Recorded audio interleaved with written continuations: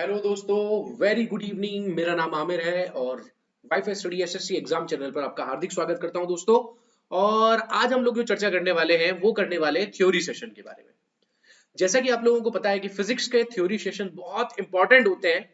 और आपने अपने सभी पेपर्स के अंदर एक बात सोची होगी, एक बात देखी होगी कि आजकल जिसके थ्योरी सेशंस अच्छे होते हैं, जिसमें थ्योरी जिसको अच्छी होती है, वही अपने आगे के सभी पोर्शंस के अंदर कामयाब हो पाता है।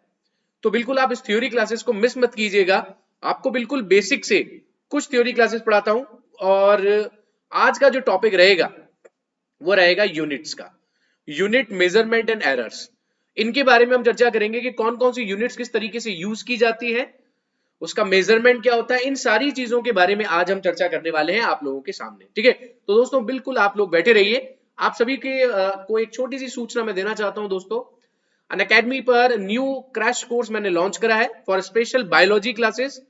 और यहाँ पर ये सभी एग्जाम के लिए बहुत बेसिक थ्योरी और डाउट सेशंस हैं।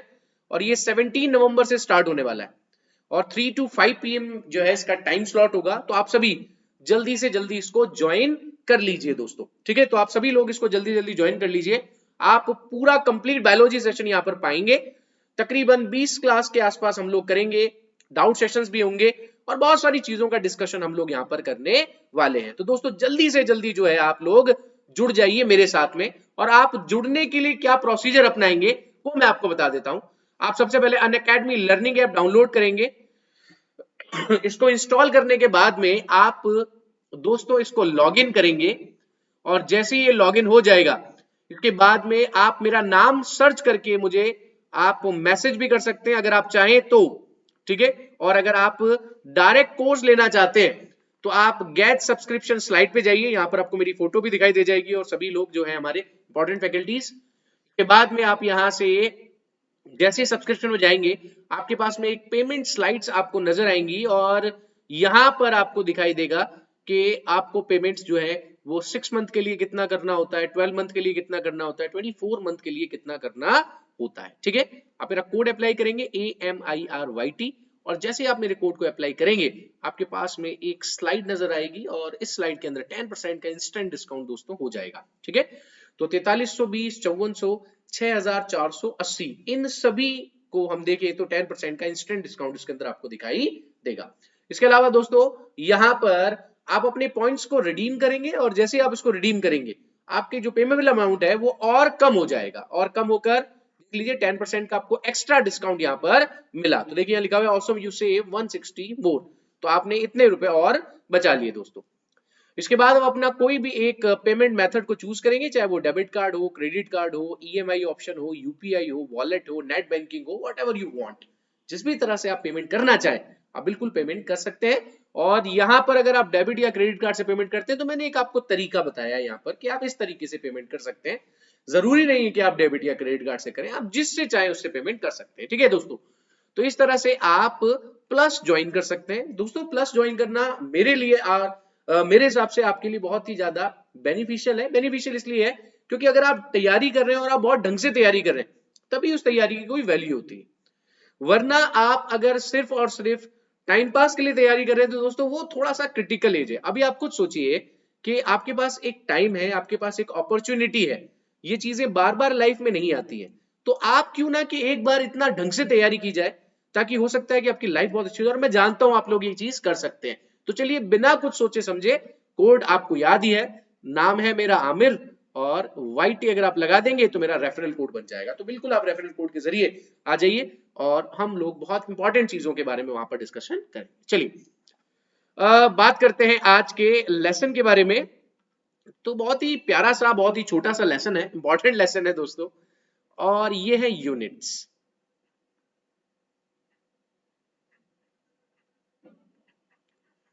यूनिट्स एक ऐसा चैप्टर फिजिक्स का जो आपके लिए बहुत ही इंपॉर्टेंट होता है और बहुत सारे क्वेश्चंस पूछे जाते हैं। जैसे कि मैंने आपको प्रीवियस क्लास में भी पढ़ाया था, एक टॉपिक्स दिया था जिसमें आप लोगों ने देखा होगा कि यूनिट्स, किसकी यूनिट क्या होते हैं, क्या याद रखने किस तरीके से। तो एक छोटा सा प्यारा सा चैप्टर है यूनिट्स और बहुत इंपॉर्टेंट है।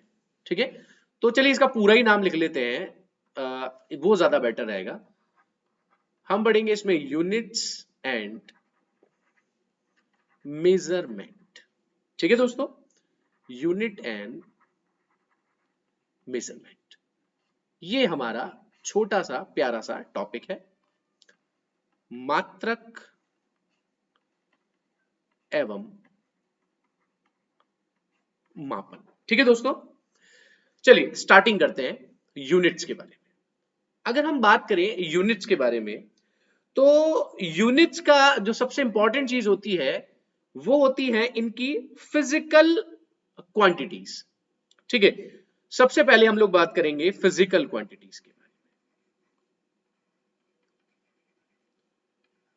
फिजिकल क्वांटिटी, ठीक है, या फिजिकल क्वांटिटीज इनको कह सकते हैं। चलिए क्वांटिटीज कर देते हैं इनको।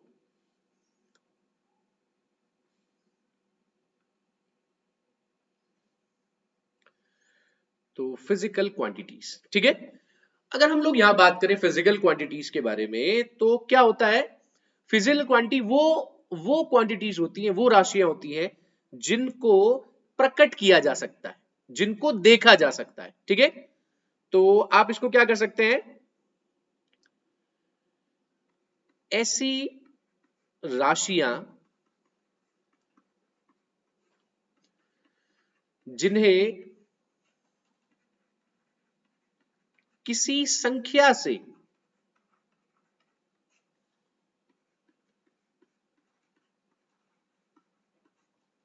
प्रकट किया जा सकता है। ठीक है, सो विच क्वांटिटी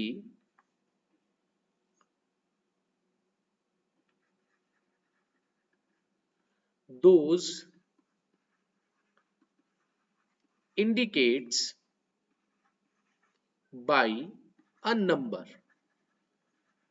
ठीक है, तो ऐसी क्वांटिटीज जिनको इंडिकेट किया जा सकता है किसी एक नंबर से, ठीक है, संख्या से प्रकट किया जाता है।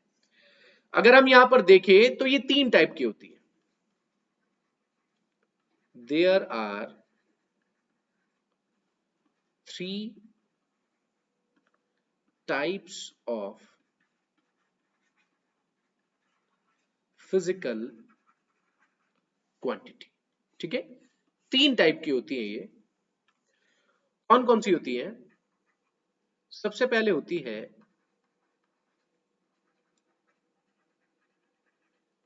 Fundamental quantities, quantity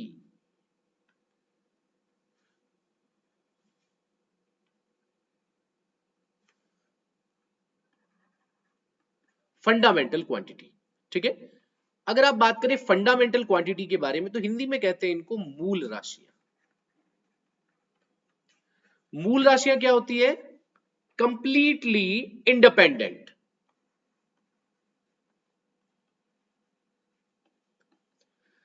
completely independent, ठीक है, ये सारी की सारी इंडिपेंडेंट है, कंप्लीटली इंडिपेंडेंट है ये। अगर इनको देखा जाए तो ये पूरी तरीके से स्वतंत्र है और किसी पर निर्भर नहीं करती।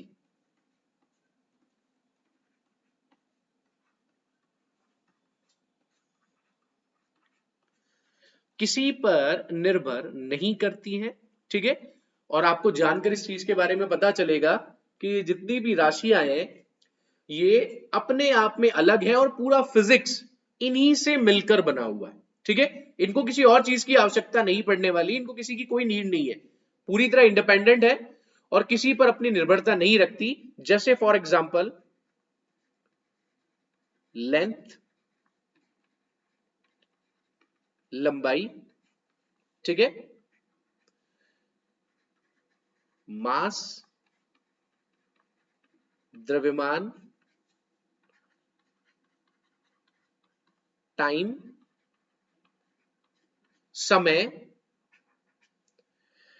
इसके बाद में और कौन कौन सी होती है,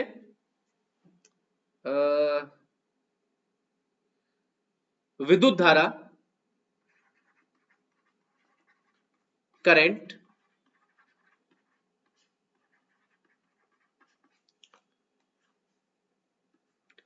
करंट के बाद में पदार्थ की अवस्था या तापमान, पहले टेम्परेचर लिख देते हैं, टेम्परेचर ताप। दूसरा है आपकी क्वांटिटी ऑफ मैटर, पदार्थ की अवस्था, ठीक है, पदार्थ की मात्रा,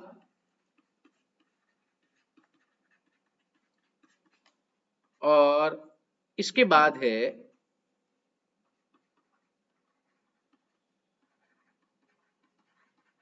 एलिमिनेशंस, ज्योति तीव्रता के बारे में जो बात की जाती है वही एक्चुअल में होती, ठीक है। तो इस तरह से अगर देखा जाए तो ये आपकी 7 राशियां हैं, ठीक है, और इन 7 राशियों को आप क्या कहते हैं, मूल राशि कहते हैं, ठीक है। क्या कहते हैं इसको, मूल राशि कहते हैं, ठीक है। तो यहां पर लेंथ, मास, द्रव्यमान, ठीक है, इसको जो मैंने इल्यूमिनेशन लिखा है एक्चुअल में इसका नाम है ल्यूमिनस इंटेंसिटी कहते हैं इसको, है ना दोस्तों, इसे कहते हैं ल्यूमिनस इंटेंसिटी। हाँ, मेरे बिल्कुल दिमाग से निकल गया था ये, ल्यूमिनस इंटेंसिटी के नाम से जाना जाता है, ठीक है।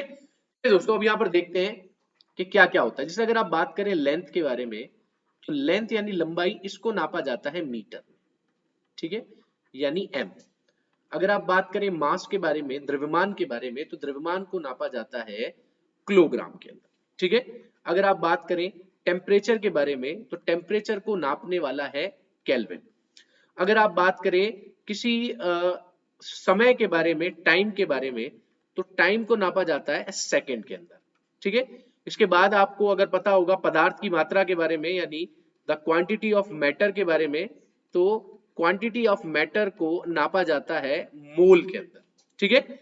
इसके बाद में अगर आप बात करें ल्यूमिनस इंटेंसिटी के बारे में, ठीक है, या ल्यूमिनस इंटेंसिटी के बारे में अगर हम बात करें, तो ल्यूमिनस इंटेंसिटी जो है इसको नापा जाता है कैंडला में। और अगर हम बात करें इलेक्ट्रिक करंट के बारे में, तो आपका जो इलेक्ट्रिक करंट है उसको नापा जाता है एम्पियर में। तो ये जो 7 राशियां हैं ये 7th यूनिट्स है, 7th क्वांटिटीज है ये, और ये 7th क्वांटिटीज पूरी फिजिक्स को बनाती। आप जितनी भी चीजें पढ़ते हैं वो सारी की सारी आपकी इन 7 से ही मिलकर बनी हुई। एक्चुअल में देखा जाए तो यही वो हिस्से हैं जो आपके पूरे इस कंप्लीट चैप्टर को, पूरी कंप्लीट फिजिक्स को जोड़ने का काम करते हैं। लंबाई, द्रव्यमान, ताप, समय, पदार्थ की मात्रा, ज्योति तीव्रता और इलेक्ट्रिक करंट यानी विद्युत धारा, ठीक है, यही है कंप्लीटली मामला एक्चुअल में अगर देखा जाए तो। इसके बाद में अगर हम बात करें सेकंड क्वांटिटी के बारे में, तो सेकंड क्वांटिटी होती है derived. Derived quantity, derived quantity को आप क्या मानते हैं,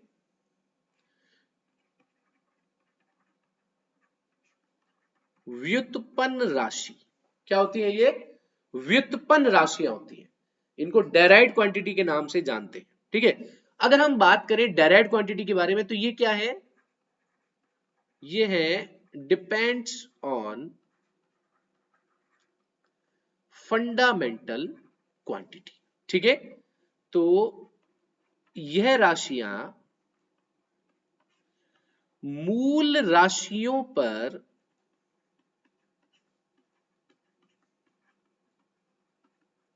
निर्भरता रखती है, ठीक है। कैसे, फॉर एग्जाम्पल, जैसे अगर आप बात करें एरिया के बारे में, क्षेत्रफल क्या होता है, लंबाई इंटू चौड़ाई इंटू ऊंचाई। इसको भी मीटर में नापते हैं, इसको भी मीटर में नापते हैं, और इसको भी मीटर में नापते हैं, यानी metre cube, sorry metre square, sorry for that, लंबाई गुणा चौड़ाई। तो लंबाई गुणा चौड़ाई के अंदर आप क्या देखते हैं, आप देखते हैं ये होता है मीटर स्क्वायर, ठीक है। और अगर हम बात करें मीटर के बारे में, तो मीटर कौन सी राशि है, आपकी फंडामेंटल क्वांटिटी, आपकी मूल राशि है। तो देखो मूल राशि पे हो गया ना, वॉल्यूम, आयतन क्या होती है, लंबाई चौड़ाई इंटू ऊंचाई यानी मीटर क्यूब, ठीक है। डेंसिटी घनत्व क्या होता है, मास अपॉन वॉल्यूम, ठीक है। मास अपॉन वॉल्यूम है, इसका मतलब ये भी क्या है, आपकी डायरेक्ट क्वांटिटी है। इसके अलावा अगर आप लोग देखना चाहें तो इसके अलावा होगा स्पीड, वेलोसिटी, ठीक है। इसके अलावा अगर आप देखें तो एक्सेलरेशन, फोर्स, ठीक है, वर्क, ये जितनी भी यूनिट्स आपको दिखाई दे रही है एंड ईटीसी। अगर इन 7 राशियों को छोड़ दिया जाए तो 7 राशियों के अलावा जितनी बची हुई राशियां हैं, ठीक है, 7 राशियां कौन कौन सी, अगर आप मास को छोड़े, लेंथ को छोड़े, टाइम को छोड़े, आप ल्यूमिनस इंटेंसिटी को छोड़े, आप करंट को छोड़े, आप पदार्थ की मात्रा क्वांटिटी ऑफ मैटर को छोड़े, या फिर आप किसी भी करंट, यानी इवन अगर आप देखा जाए तो इन 7 राशियों को अगर छोड़ दिया जाए तो 7 राशियों के अंदर, 7 राशियों के अलावा जितनी भी राशियां आपको दिखाई देती है, जितनी भी क्वांटिटीज आपको दिखाई देती है, ये सारी क्वांटिटीज आपकी डेराइव्ड क्वांटिटीज कहलाती है, ठीक है। क्या कहलाती है, ये आपकी डेराइव्ड क्वांटिटीज कहलाती है, ठीक है भाई। अब देखो ये तो डेराइव्ड क्वांटिटीज हो गया, अब तीसरा देखते हैं, थर्ड वन। तीसरा कौन सा है, तीसरी है सप्लीमेंट्री क्वांटिटीज। सप्लीमेंट्री क्वांटिटीज, ठीक है। सप्लीमेंट्री क्वांटिटीज को हिंदी में कहते हैं पूरक राशियां। अगर आप बात करें पूरक राशियों के बारे में तो पूरक राशियों का तो बिल्कुल मामला अलग है। क्यों अलग है, क्योंकि ये ना तो मूल होती है तथा ना ही व्युत्पन्न राशियां हैं, ठीक है।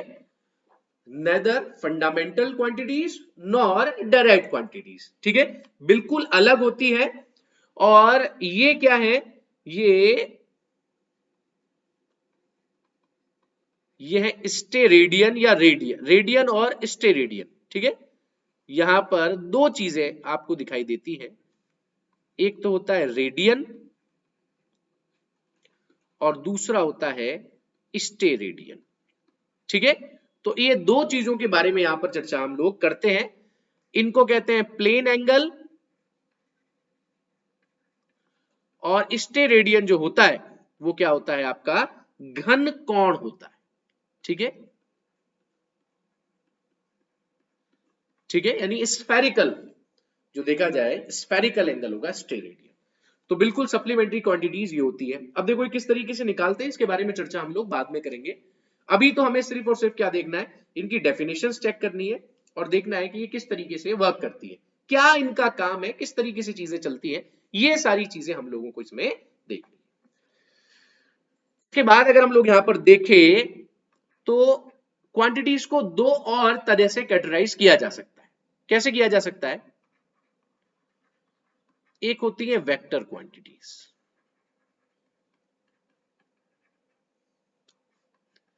वेक्टर क्वांटिटीज क्या होती हैं, ये कहलाती हैं सदिश राशियां।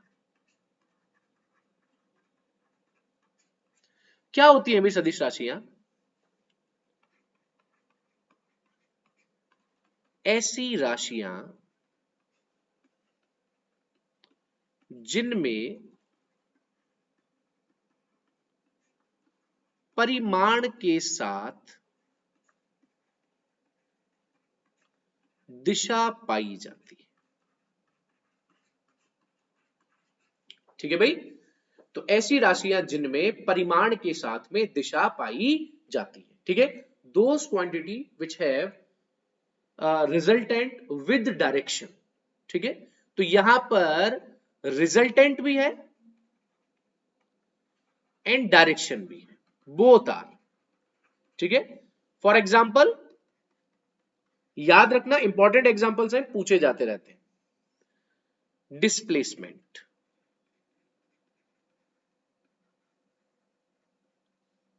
वेलोसिटी,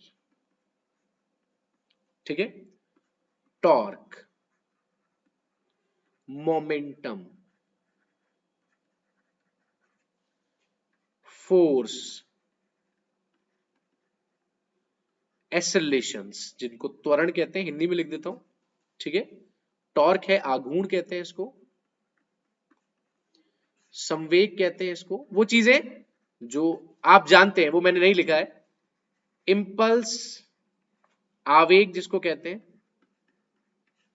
ये सब वेक्टर क्वांटिटीज होती है, ठीक है। इसके अलावा भी बहुत सारी चीजें हैं, लाइट इंटेंसिटी है, ठीक है, मैग्नेटिक फील्ड है, मैग्नेटिक इंटेंसिटी है, बहुत सारी चीजें, ये सारी सारी वेक्टर क्वांटिटीज है। जहां पर भी आप किसी के भी आगे, अगर किसी के भी ऊपर ये साइन देख लें, इसका मतलब वो डिनोट करता है किसको, वेक्टर क्वांटिटी को, ठीक है भाई।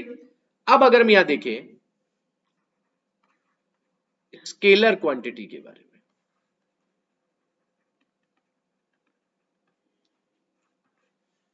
स्केलर क्वांटिटी का मतलब है अदिश राशि।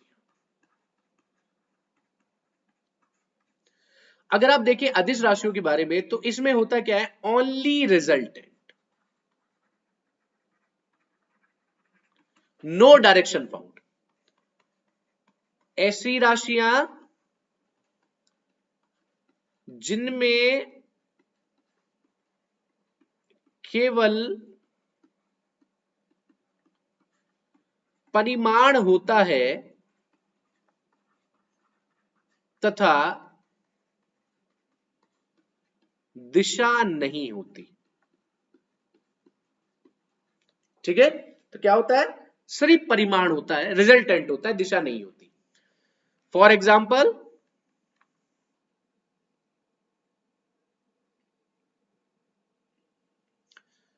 स्पीड, डिस्टेंस, मास, area, volume, density, current, time, energy, pressure, frequency, ठीक है। देखो जिन लोगों के यहां पर मेरे पिक आ गई होगी, मैं लिख देता हूं यहां पर एनर्जी और प्रेशर, ठीक है। ये जितनी भी आपको क्वांटिटीज मैंने दिखाई है, ये सारी की सारी क्या है, स्केलर क्वांटिटीज। आप अगर स्पीड के बारे में बात करें, तो स्पीड और वेलोसिटी में बहुत डिफरेंस होता है।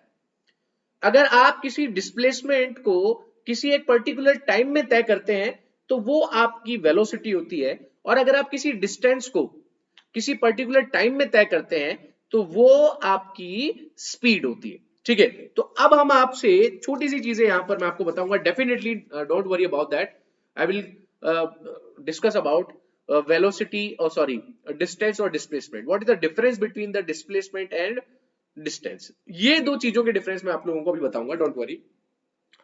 अभी हम लोग जो पढ़ेंगे, वो पढ़ेंगे हम लोग मेजरमेंट। आप एसआई यूनिट्स पढ़ते हैं, एमकेएस, सीजीएस पढ़ते हैं, तो मैं आपको बताना चाहता हूं छोटा सा, सिस्टम ऑफ यूनिट्स।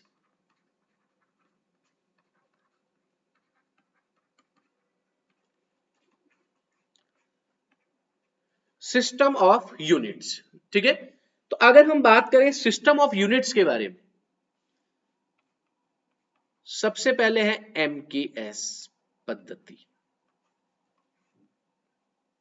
ठीक है, यानी एमकेएस यूनिट। पद्धति का मतलब होता है यूनिट, एमकेएस यूनिट। अब अगर हम बात करें एमकेएस के बारे में, तो यहां पर एम डिनोट करता है मास को, ठीक है।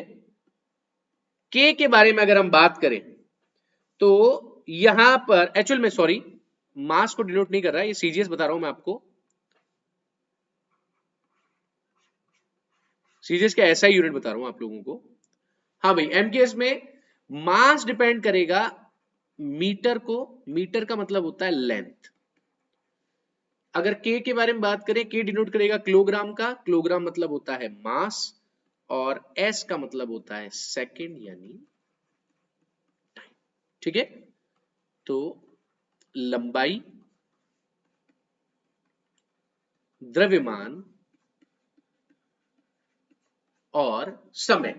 ठीक है, तीनों ही चीजें यहां पर आपके सामने आ गई। ये होती है आपकी एमकेएस। ठीक है, एक टाइम था जब हम लोग एमकेएस पद्धति को यूज किया करते थे। ये पूछा जाता है इसलिए मैं आपको पढ़ा रहा हूं कि एमकेएस में क्या होता है, सीजीएस में क्या होता है, एफपीएस में क्या होता है और एसआई यूनिट्स में क्या होता है। ठीक है, ये वो चीजें हैं जो आपके बहुत सारे एग्जामिनेशंस में पूछी जाती रहती है, इसीलिए थोड़ा सा ध्यान देना आप इसको। सीजीएस पद्धति, सीजीएस यूनिट के बारे में अगर हम बात करें तो सीजीएस, सी मतलब सेंटीमीटर फॉर लेंथ, जी मतलब gram for mass and S second यानी टाइम। ठीक है, तो ये जो पद्धति आपने देखी, ये जो यूनिट देखी, ये सीजीएस यूनिट। ठीक है, अब मैं आपको बताता हूं एफपीएस।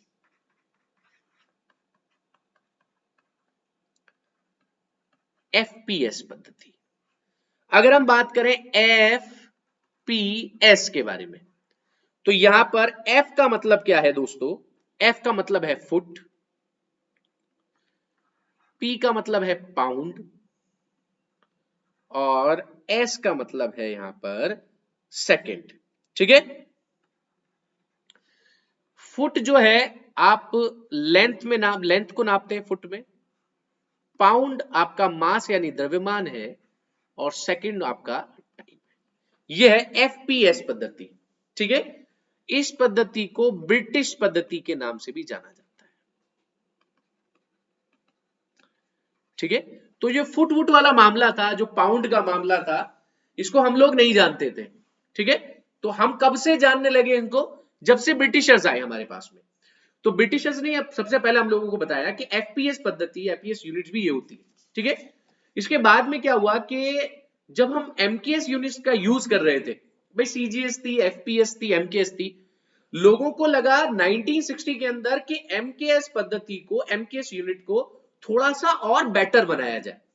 अब थोड़ा सा और बेटर बनाया जाए तो फिर क्या करें? एक स्टैंडर्ड इंटरनेशनल यूनिट बनाते हैं जिसको सब जगह पर एक साथ लागू किया जाए, और ये जो स्टैंडर्ड यूनिट्स बनी ये कहलाई एसआई यूनिट्स। एसआई पद्धति है, एसआई यूनिट्स। ठीक है, तो 1960 के अंदर बनाया गया था और एएमकेएस का मॉडिफाइड वर्जन है ये।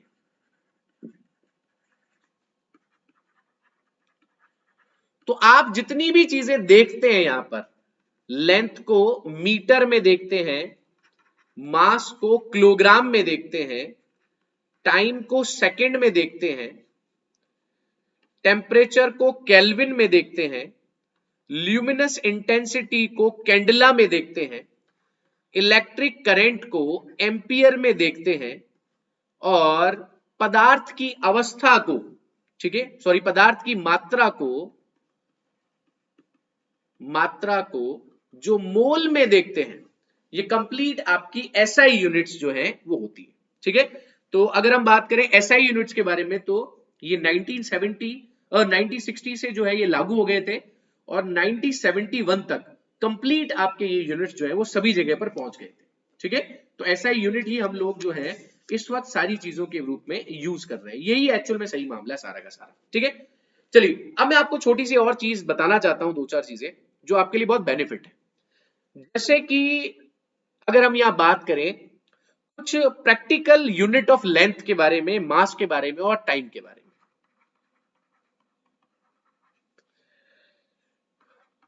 प्रैक्टिकल यूनिट्स ऑफ लेंथ, मास और टाइम। ठीक है, एक तरफ लेंथ लिख लेते हैं, एक तरफ मास लिख लेते हैं और एक तरफ हम लोग टाइम लिख लेते हैं। ठीक है, अगर हम बात करें लेंथ के बारे में, तो लेंथ में आपने देखो मीटर वगैरह सारी चीजें सुनी है। अब मैं आपको कुछ एक ऐसी चीजें बताता हूं जो बहुत इंपॉर्टेंट है। एंगस्ट्रॉन्ग, 1 एंगस्ट्रॉन्ग होता है 10 to the power 10 metre. 1 nm, nm का मतलब नैनोमीटर। चलिए इसको कंप्लीटली लिखते हैं, वरना फिर कुछ लोग ऐसे होंगे जो बाद में इसको भूल जाएंगे। ठीक है, तो एक एक करके पढ़ लेते हैं, वो ज्यादा बेटर है।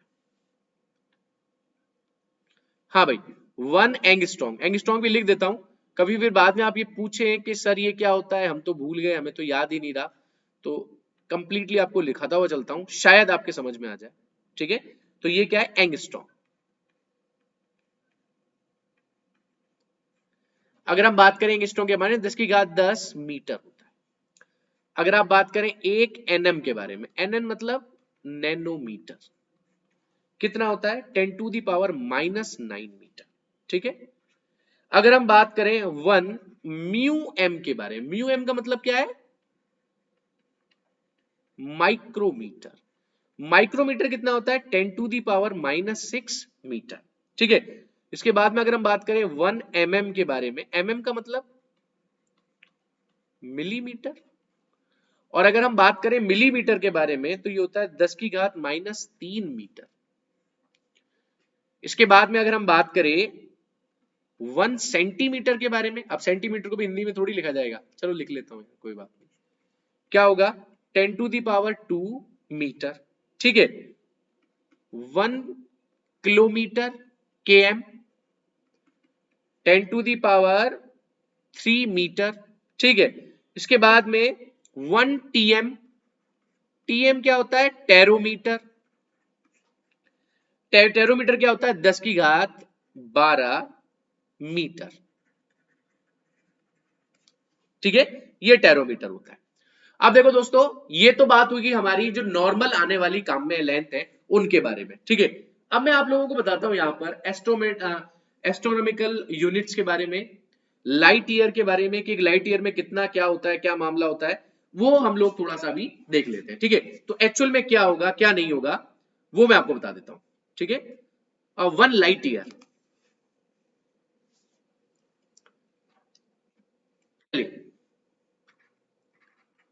एक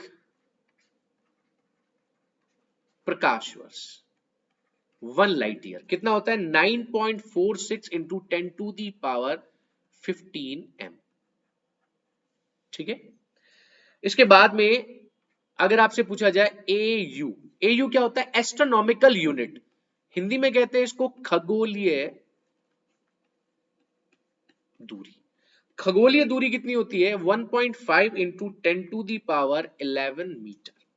ठीक है, अप्रोक्सीमेट अगर देखा जाए तो 1 एस्ट्रोनॉमिकल यूनिट, तो 1 एस्ट्रोनॉमिकल यूनिट कितनी होगी भाई, अप्रोक्सीमेट जो होती है वो होती है 1.5 10 to the power 11 metre.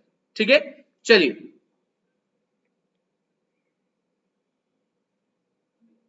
Approximate.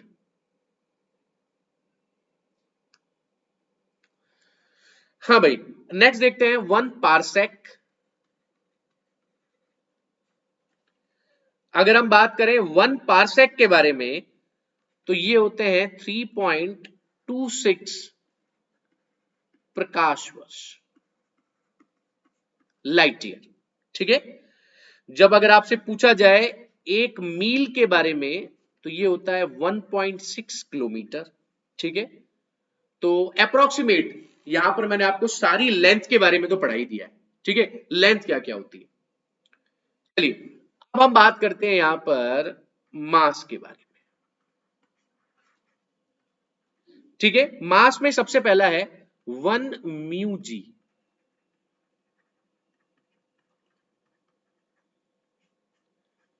Microgram, 10 to the power -9 kilogram. ठीक है, 1 milligram,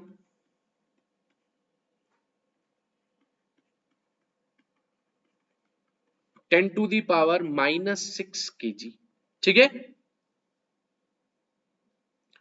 1 milligram, 1 gram, 10 to the power -3 kg. ठीक है, 1 कुंटल कितना होगा 10 टू दी पावर या 1000 केजी लिख दो यार, वो ज्यादा बेटर है। ठीक है, इसके बाद में ये मतलब ये अप्रोप्रिएट वैल्यूज है, यही ज्यादातर पूछी जाती है। ठीक है, अप्रोक्सीमेट यही पूछी जाती है। इसके बाद आपको पूछा जाता है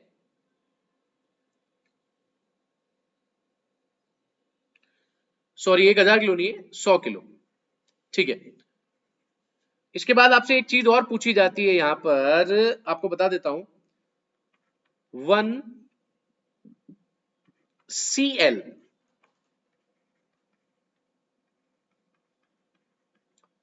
चंद्रशेखर सीमा, ये कितनी होती है भाई?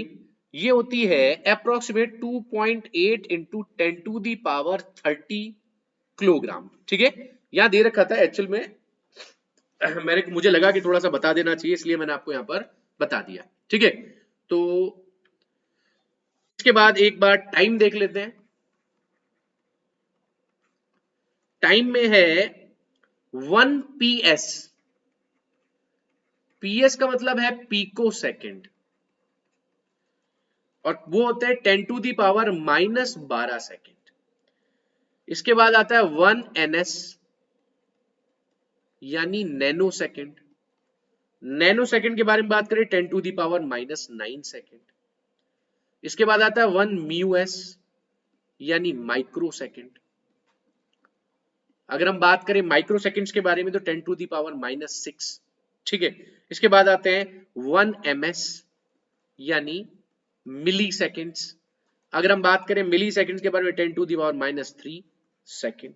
ठीक है, इसके बाद अगर आपसे पूछा जाए 1 मिनट कितना होता है तो होते हैं 60 सेकेंड। ठीक है, फिर अगर आपसे पूछा जाए 1 आवर में क्या होता है तो आप कहते हैं 60 मिनट्स यानी 3600 सेकेंड। ठीक है, ये कंप्लीटली अगर देखा जाए तो ये सारी चीजें आपसे पूछी जाती। ठीक है, अप्रोप्रिएट क्या देखा जाए। इसके अलावा अगर आपसे पूछ ली जाए 1 डे में कितने होते हैं तो भाई 1 डे में आप क्या बताएंगे, 24 आवर्स एंड 1440 मिनट और 86,400 सेकेंड। ठीक है, तो मेरे हिसाब से जो है इतना अप्रोप्रिएट होना चाहिए कि आपको इतनी जानकारी तो कम से कम हो कि एक्चुअल में क्या क्या चीजें किस तरीके से काम करती है। ठीक है, तो ये छोटा सा मैंने आपको यहां पर दिखाया कि यूनिट्स हम लोग किस तरीके से यूज में लेते हैं। आई होप आपके लिए थ्योरी सेशन इंपॉर्टेंट हो। ठीक है दोस्तों, तो डेफिनेटली हम लोग कल नए चैप्टर के साथ में मिलेंगे और मैं आपको वहां पर पढ़ाऊंगा कि किस तरीके से हम लोग काइनेमेटिक्स को पढ़ते हैं, क्या क्या चीजें उसके अंदर आती है। डेफिनेटली हम उसके बारे में चर्चा करेंगे दोस्तों। तो चलो फिर आज के लिए हम यहाँ पर विदा लेते हैं दोस्तों। ये फिर like share and subscribe the session दोस्तों। ठीक है, अगर आपको कोई चीज कोई प्रॉब्लम है तो मैंने आपको बताया था अनअकैडमी में मुझे फॉलो करना है और वहां से आप मुझे मैसेज कर सकते हैं। ठीक है, तो वहां से आप मुझे मैसेज करके बताना कि जो भी चीजें आपको पढ़नी है या जो भी चीजें हैं वो बताना। ठीक है, और थोड़ा दिवाली पर अपना विशेष ध्यान रखना। ठीक है दोस्तों, चलिए, thank you so much, take care.